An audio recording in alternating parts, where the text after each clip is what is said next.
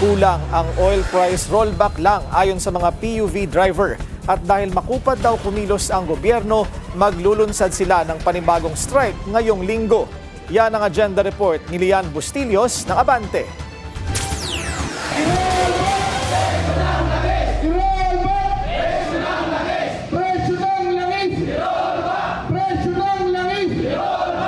Kasado na ang panibagong nationwide transport strike na pangungunahan ng Manibela.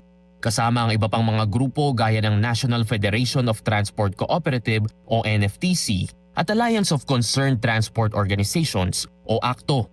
Aarangkada ang tigil pasada sa Miyerkules hanggang Biyernes, April 15 to 17 na inaasahang lalahukan na humigit kumulang 500,000 na PUV drivers sa buong bansa. Ayon kay Manibela President Mar Valbuena, ito ay tugon ng transport sector sa umano'y mabagal na aksyon ng pamahalaan sa krisis sa langis. Mga bansang kapitbahay natin, Marso pa lamang, nagsuspend na sila ng kanilang value-added tax as in zero. Pero tayo pinabayaan natin hanggang sa ngayon. Ayon kay Valbuena, nasa 45% o humigit kumulang 36,000 na tsuper mula sa kanilang hanay ang tumigil muna sa pamamasada dahil sa serye ng jumbo oil price hikes. Dahil dito, nananawagan ng grupo sa pagbabalik sa dating presyo ng diesel na nasa 55 pesos kada litro lamang. Kinukundi na rin ng transport leader ang bagong anunsyong Service Contracting Program o SCP ng gobyerno.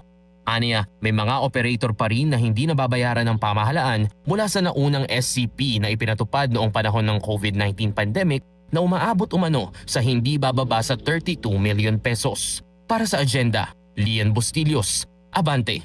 Manatiling nakatutok sa Bilyonaryo News Channel, sumubaybay sa aming social media accounts at mag-subscribe sa aming YouTube channel para sa mga eksklusibong balita at storya.